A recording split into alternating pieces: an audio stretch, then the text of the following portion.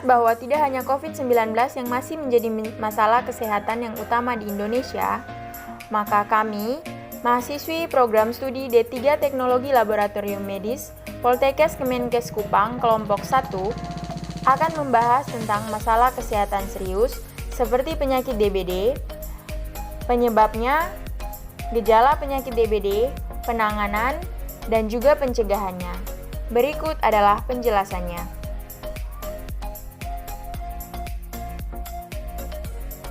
DBD atau demam berdarah dengue adalah penyakit yang disebabkan oleh salah satu dari 4 virus dengue. Demam berdarah merupakan penyakit yang mudah menular. Sarana penularan demam berdarah sendiri berasal dari gigitan nyamuk Aedes aegypti dan Aedes albopictus. Penyakit demam berdarah disebabkan oleh virus dengue yang ditularkan oleh nyamuk Aedes aegypti dan Aedes albopictus. Kedua nyamuk dapat menggigit di pagi hari sampai sore menjelang petang. Penularan terjadi saat nyamuk menggigit dan menghisap darah seseorang yang sudah terinfeksi virus dengue. Ketika nyamuk tersebut menggigit orang lain, maka virus akan tersebar. Hal tersebut terjadi karena nyamuk berperan sebagai medium pembawa virus dengue tersebut. Demam berdarah dapat dipicu oleh faktor risiko tertentu. Beberapa faktor risiko demam berdarah yaitu yang pertama, pernah mengalami infeksi virus dengue sebelumnya. Yang kedua, tinggal atau berpergian ke daerah tropis. Dan yang ketiga, bayi, anak-anak ataupun lansia, dan orang dengan kekebalan tubuh yang lemah. Gejala DBD. Gejala umumnya timbul 4-7 hari sejak gigitan nyamuk dan dapat berlangsung selama 10 hari. Beberapa gejala demam berdarah yaitu demam tinggi mencapai 40 derajat Celcius, nyeri kepala berat, nyeri pada sendi, otot dan tulang, nyeri pada bagian belakang mata, nafsu makan menurun, mual dan muntah, pembengkakan kelenjar getah bening, ruam kemerahan sekitar 2-5 hari setelah demam, kerusakan pada pembuluh darah dan getah bening, dan perdarahan dari hidung, gusi, atau di bawah kulit.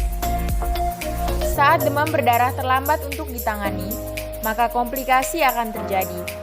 Komplikasi demam berdarah atau Dengue Shock Syndrome atau DSS memiliki beberapa gejala dan tanda, yaitu yang pertama, tanda perdarahan seperti mimisan, gusi berdarah, perdarahan di bawah kulit, muntah hitam, batuk darah, maupun buang air besar dengan feses kehitaman. Yang kedua, tekanan darah menurun. Yang ketiga, kulit basah dan terasa dingin. Yang keempat, denyut nadih melemah. Yang kelima, frekuensi buang air kecil menurun dan jumlah urin yang keluar sedikit.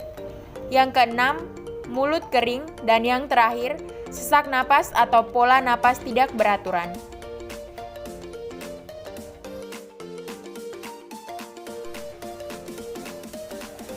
Berikut adalah langkah-langkah untuk pencegahan DBD.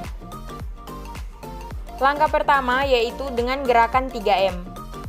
Menutup rapat penyimpanan air, menguras tempat penampungan air secara rutin, mengubur atau mendaur ulang barang bekas. Yang kedua, anak usia 9-16 tahun seharusnya divaksinasi dengue sebanyak 3 kali dengan jarak 6 bulan. Yang ketiga, memberantas sarang nyamuk yang dilakukan dalam 2 kali pengasapan insektisida atau fogging dengan jarak 1 minggu. Yang keempat, mengatur cahaya yang cukup di dalam rumah. Yang kelima, memasang kawat anti nyamuk di ventilasi rumah. Yang keenam, menaburkan bubuk larvasida atau abate pada penampung air yang sulit dikuras. Yang ketujuh, menggunakan kelambu saat tidur. Yang kedelapan, menanam tumbuhan pengusir nyamuk. Yang kesembilan, menghentikan kebiasaan menggantungkan pakaian. Yang ke-10, menghindari wilayah daerah yang rentan terjadi infeksi. Yang ke-11, mengenakan pakaian yang longgar. Dan yang terakhir, menggunakan krim anti nyamuk yang mengandung DEET, tetapi jangan gunakan DEET pada anak di bawah 2 tahun.